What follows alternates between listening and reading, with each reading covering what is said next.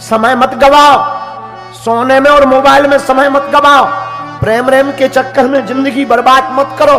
बार बार मौका नहीं मिलना। रातों भर जाग जाग करके पिता तुम्हारे लिए पैसा इकट्ठा करता है, तुम्हें पढ़ाने भेजता, तुम इंदौर में पढ़ने आते हो और यहां तुम नाइट कल्चर के चक्कर में जगह जगह खड़े होकर के गुलछल्ले उड़ाते हो। हमारी प्रार्थना है, मौका बार बार नहीं मिलता है, तुम ऐसी मेहनत करो बेटा कि तुम्हारा पिता किसी कोने में खड़ा हो जाए तो लोग सीना तान के कहें कि ये फलाने का बाप खड़ा हुआ है। जागो, समय बार बार नहीं मिलता है। आज खो दोगे ऐसे ही पछताते रहोगे। हमने खोया नहीं, आज भी हम मेहनत करते 18 घंटे तक। ये जो टीवी पे तुम देख रहे हो ये हमारा पुराना मकान है, आज भी है। टीवी की स्क्रीन पर देखो, ये इतना ही मकान था, खप्पर छवे थे, इसी में माताजी पिताजी हम 5 लोग रहते थे। खटिया नहीं थी, नीचे जमीन में सोया करते थे। आज तो थोड़ा ठीक ही हो गया, इसी में हमने अपना जीवन जिया। नहाने का तो कोई जगह ही नहीं थी, कुआं पे रोज नहाने जाते थे भैया।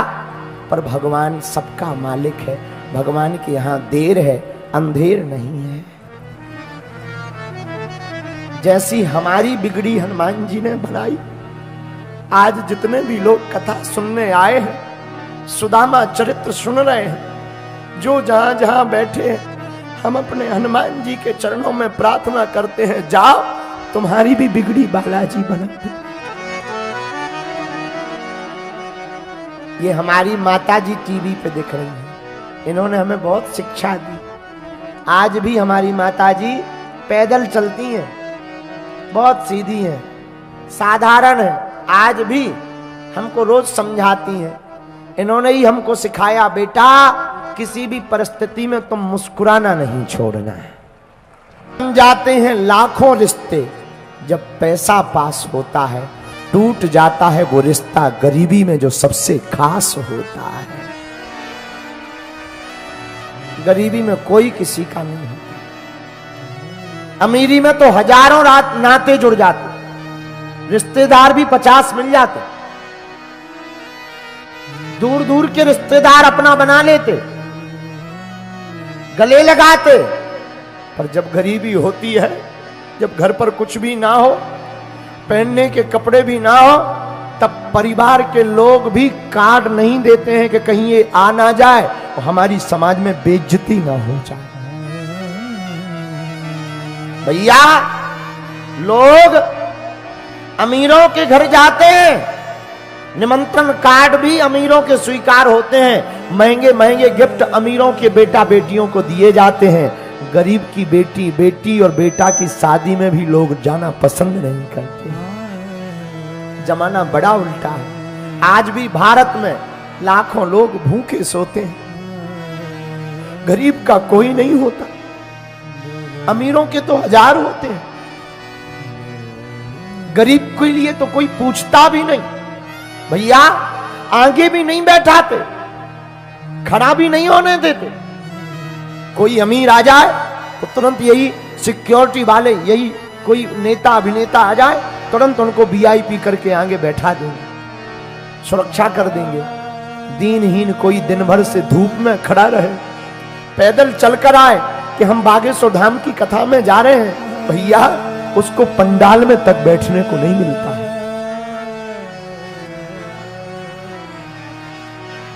विचित्र स्थिति। क्यों? क्योंकि गरीब का कोई नहीं होता। हम दुनिया की नहीं अपनी खुद की बता रहे हैं। लोग हमसे कहते, हमारे सेवादार हमसे कहते, आप इतना क्यों थकते, आप इतनी रातों भर क्यों जगते, आप सबको क्यों मिलते। अब इन्हें हम क्या बताएं। हमें पता है कि जब हमने अपनी जिंदगी में गरीबी भोगी तब कोई साथ नहीं देता था, और हमारे पास लोग आशा लेकर आते हैं और हम उन्हें भभूति भी ना दे पाए, उन बेचारों के दिल पर क्या गुजरेगी। वो प्रभाव में, चमत्कार में, और बड़ी भीड़ देख करके वो बोलेंगे तो कुछ नहीं, पर उनका दिल क्या बोलेगा। भैया हमें हनुमान जी ने सिद्धि या चमत्कार अमीरों में के या एसी में बैठे लोगों के पर्चा बनाने के लिए नहीं दी है, उनके लिए दी है जिनका कोई नहीं है, पैदल चलकर आते हैं, किराया उधार उठा करके आते हैं। पर सच बतावे हम तो अपनी आंखों से देखते, गरीब का तो केवल भैया कृष्ण होता है। अमीरों के तो बेटा बेटी को लाखों के गिफ्ट दिए जाते, गरीब की बेटी की शादी में तो लोग जाने में भी कतराते। बड़ा विचित्र जमाना है, बड़ा उल्टा जमाना है। हम जितने भी यहाँ प्रियजन बैठे हैं, आप लोग हमारे परिवार के सदस्य जैसे हो। भैया हम कथा कभी भी आपको श्रोता मानकर नहीं सुनाते, हम उतने वक्ता भी नहीं है, उतना हमें ज्ञान भी नहीं है, हमारी पढ़ाई लिखाई भी उतनी नहीं है। हम तो बस जो हनुमान जी का प्रसाद है, जो हमें गुरु जी से मिला, पर आप लोगों को हम शिक्षा देने के लिए हम ये बताना चाह रहे, मेरे पागलों, दुनिया में जिसका कोई नहीं होता उसका भगवान होता है, उसका प्रत्यक्ष प्रमाण हम स्वयं हैं,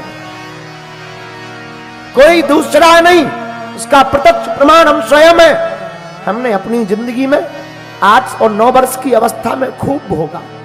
13 वर्ष की अवस्था तक गांव में हमारी माताजी हमारा चंदन लगा देती थी और धोती पहना देती थी। जिस गांव में हम रहते ना, गड़ा गांव है हमारा, अपने हाथों से वो चंदन लगा देती थी और एक थैला दे देती थी। हमारे पिताजी कुछ करते नहीं थे, जाओ गांव से कुछ मांग लाओ।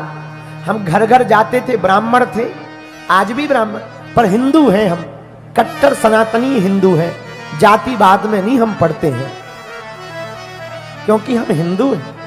तो हम थैला लेकर गांव में जाते थे, कुछ लोग चावल दे देते थे, आटा दे देते थे। झोपड़ी में रहते थे, एक कच्चा घर था, उसी में रह करके उनको भोजन, तीनों लोग, हमसे छोटी एक बहन थी, बहन से छोटा एक भाई था, तीनों लोग रहते थे। भैया उस वक्त का हमें आज भी याद है, हम भूलते नहीं है।